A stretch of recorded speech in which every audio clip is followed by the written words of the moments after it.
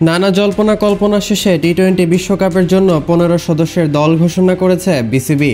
তবে দলে কোনো চমক না থাকলেও আলোচনা ও সমালোচনার জন্ম দিয়েছে বিশ্বকাপ দলে লিটন দাসের অন্তর্ভুক্তি।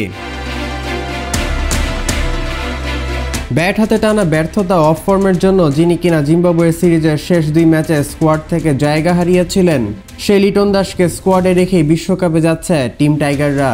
জিম্বাবুয়ের বিপক্ষে সদ্য সমাপ্ত টি-20 সিরিজের প্রথম 3 ম্যাচে লিটনের ব্যাট থেকে 12 গড় ও 83 স্ট্রাইক রেট এসেছে মোটের উপর 36 রান। এরপরেও কেন লিটন দাস বিশ্বকাপ দলে জায়গা পেল তার পক্ষে যুক্তি দেন প্রধান নির্বাচক গাজী আশরাফ হোসেন লিপু। তিনি বলেন, লিটনকে তৃতীয় ম্যাচে বাদ দেওয়ার কারণ সেটি ছিল সিরিজ নির্ধারণী ম্যাচ। সেজন্য ওই বিশেষ ম্যাচের জন্য আমাদের এই সিদ্ধান্ত নিতে হয়েছিল। লিটন কেবল ওপেনারই নয়, তার বিষয়টা তুললে উইকেট কিপিং সামর্থ্যের কথাও চলে আসে। আমাদের দুটো উইকেট কিপার নিয়ে যেতেই হবে। ওপেনিংয়ে হয়তো তার পরিবর্তে রিপ্লেস করতে পারছি। তবে তৃতীয় কিংবা সিরিজ নির্ধারণী বিশেষ ম্যাচে নয়, বরং সিরিজের শেষ 2 ম্যাচে দল থেকে জায়গা হারিয়েছিলেন লিটন দাস। তাই প্রধান নির্বাচকের এমন যুক্তি মোটেই প্রাসঙ্গিক ছিল না তা বলাই যায়।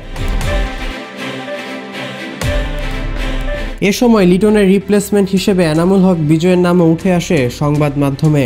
কিন্তু অফ ফর্মে থাকার পরেও লিটন দাসই আস্থা রাখছেন বিসিবি, এমনটাই জানান প্রধান নির্বাচক গাজী আশরাফ হোসেন লিপু।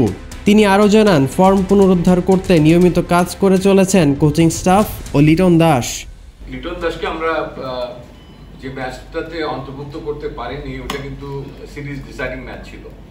আমাদেরকে একটা সিদ্ধান্ত যেতে হয়েছিল একটা বিশেষ ম্যাচের জন্য। আর এক্ষেত্রে কিন্তু আমাদেরকে যে বিষয় সবসময় চিন্তা করতে হয়েছে যে শুধু একজন ওপেনার না, আমাদের লিটনকে রিপ্লেস করতে গেলে তার উইকেট কিপিং অ্যাবিলিটিটাও সেখানে এসছে। কারণ আমাকে দুটো উইকেট কিপার নিয়ে যেতেই হবে এবং কনকাশনের ব্যাপারগুলো আপনারা সবাই জানেন। তো সেই ক্ষেত্রে আরেকটা বিকল্প ওপেনারের ক্ষেত্রে আমরা হয়তো ওপেন করার ক্ষেত্রে অন্যকের ক্ষেত্রে হলে হয়তো আরো ভিন্ন নাম আসতো। এক্ষেত্রে আমরা হয়তো এনামুল হক বিজয়ের নামটা আমরা ডিসকাস করেছি, কিন্তু তারপরেও এই ফর্মের ঘাটতির পরেও লিটনের উপরে আমরা আস্থা রেখেছি যে এবং তাকে নিয়ে কিন্তু কাজ করা হচ্ছে। দুটো ম্যাচ যে তিনি খেলেননি, সে সময় তাকে নিয়ে তার আস্থার জায়গাটা কিভাবে পুনরুদ্ধার করা যায় সেই প্রচেষ্টাগুলো আমাদের টিমের কোচিং স্টাফরা করে যাচ্ছে। এবং সেটা যে রিস্টাবলিশ হলে এটা তো বলা যায় না, পুরো এটা ডেলিভার করার পরই বলা যাবে কতটুকু সে পুনরুদ্ধার করা যাচ্ছে। তার সিলেকশন অফ ডেলিভারিজের ক্ষেত্রে যে ঘাটতিটা আমরা লক্ষ্য করছি, বল সিলেকশনের ক্ষেত্রে, শর্ট সিলেকশনের ক্ষেত্রে, আমরা সেই জায়গায় তাকে আরো ফার্ম করার জন্য আমাদের কোচিং স্টাফরা চেষ্টা করছি। এখন দেখার বিষয় আসন্ন টি-20 বিশ্বকাপে লিটন দাস বিসিবির আস্থার প্রতিদান দিতে পারেন কিনা। রাকিন খান, অন ফিল্ড।